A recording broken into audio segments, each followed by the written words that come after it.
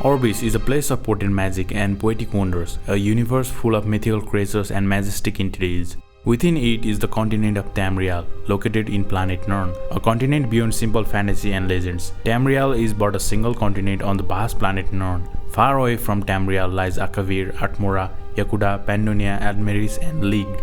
Yet, even Nirn is but a small speck in the Elder Scrolls universe. Beyond Nirn are the moons Messer and Secunda, as well as the planets of the Divine. Surrounding these planets is Oblivion, the void between mortal planes and Aetherius. Here lies the vast realms of Daedric princes, and finally enclosing all is Aetherius, the immortal plane and the plane from which the Aedra and the Divine originate. It is here in the incomprehensibly vast universe known as Aurbis that the Elder Scroll takes place. Fact number 1. The true nature of the realms of Aurbis.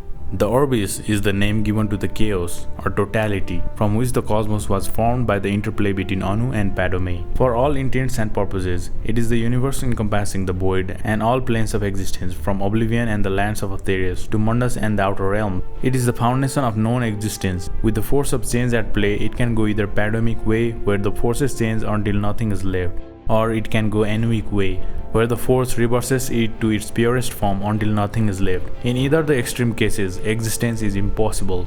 The interplay between both forces is the only way for the existence survival. Imagine an infinity closed by another. You come away with a bubble. Now watch as the two bubbles touch. Their intersection is a perfect circle of pattern and possibility that we call the wheel. The Aurbis is the foundation of the wheel. The wheel is the structure of the universe, and when viewed from the sideways, the wheel becomes the tower. Tower being an ideal, a concept of the existence, of true self-awakening.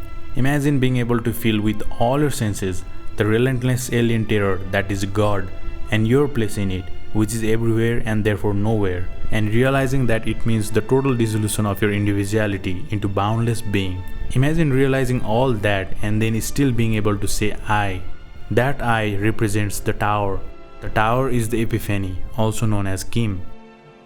Inside the wheel are the forms made from bits of immortal polarity between Anu and Padome, the conception.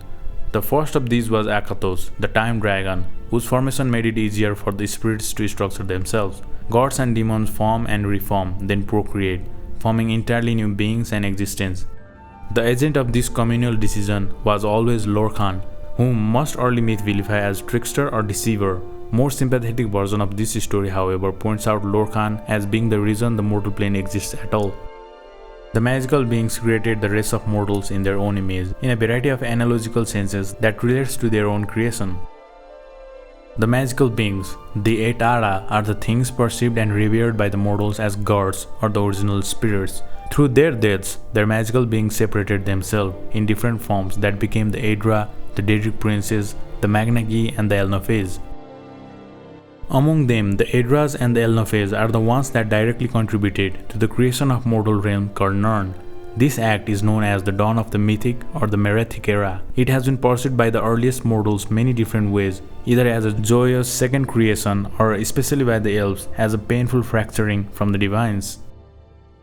Orbiting the planet Nirn are 8 other planet realms. These planet realms each carry the same name as the divines. However, these planets aren't just named after the divines.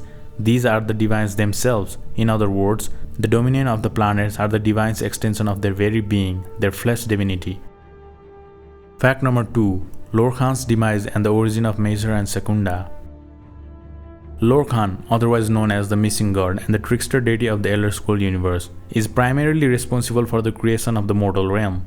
According to the lunar Lorkhan theories, the moon, Messer and Secunda, were and are the two halves of Lorkhan's flesh divinity. Like the rest of the gods, Lorkhan was a planet that participated in the Great Construction, except where the 8 lent the portion of their heavenly bodies to create the mortal planes, Lorkhan was cracked asunder and his divine spark fell to Nirn as a shooting star, to impregnate it with both Anuic and Padomic bases. Messer and Secunda, therefore, are the personification of dichotomy, the cloven duality, the idea of anima and animus, the rational and the irrational, the good and the evil, the being and nothingness, etc. According to the Almeri theories, however, Auriel or Akathos killed Lorkhan at the apex of Adamantine Tower in the modern-day High Rock.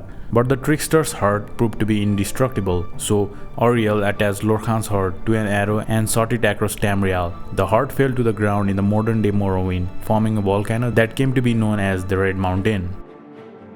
Fact number 3. Comprehensions of Astronomy.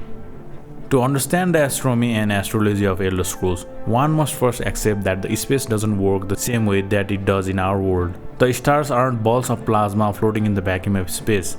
The stars are the bridges to Aetherius. They are perceived as holes on the inside surface of the space, and all the stars are equidistant from Nirn. These stars are called tiers of Oblivion, and the largest tier in Oblivion is Magnus, the Sun. Group of these stars make constellations. Since each star is bridged to magic, constellations are very powerful phenomenon and are revered. There are generally accepted to be 13 constellations. 9 of these are made up completely of stars. 3 others are called guardian constellations, as they are each governed by a dominion planet. The dominion planet are Akatos, Eye of the Warrior, Julianos, Eye of the Sage, and Arche, Eye of the Thief. The last constellation is made up of OnStar, and it is called Serpent or the Snake. According to the firmament, when the sun rises near one of the constellations, it is that constellation's season. Each constellation has a season of approximately 1 month. The Serpent, however, has no season, for it moves above the heavens, usually threatening one of the other constellations.